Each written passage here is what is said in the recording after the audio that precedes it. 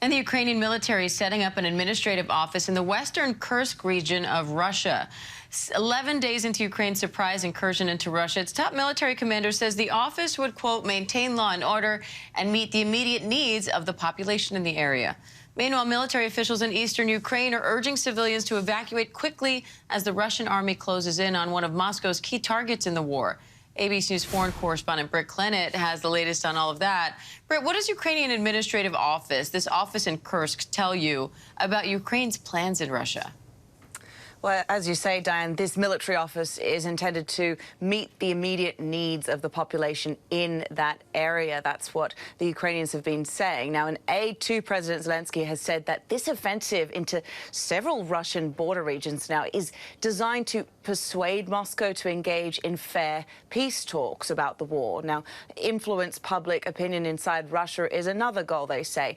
Ukraine says it does not plan to occupy these territories, but it's really not clear what the plan is from here. Certainly this does go some way in boosting morale among Ukrainians, which they desperately needed, and that's despite the losses they've been suffering in the east. But in terms of the tactical gains, it will depend on how Russia really carries out this all-out offensive that it's been drumming up in response, Diane.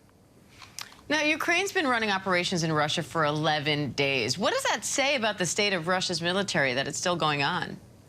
Well, Russia's President Vladimir Putin, he's been chairing a Security Council meeting this afternoon. Now, Putin said that the discussion would focus on new technical solutions being employed in the war. Now, Russia's defense ministry really suggesting that its forces have repelled Ukrainian attacks on those border regions. So it's touting those efforts. But we've just heard from the British Ministry of Defense saying that Russia's border defenses were actually not prepared for Ukraine's assault into its territory.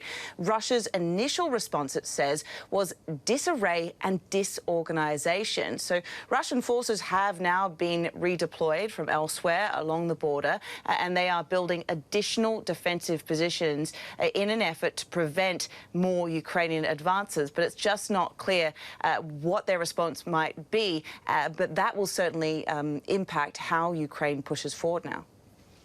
All right, Britt Clennett, thank you.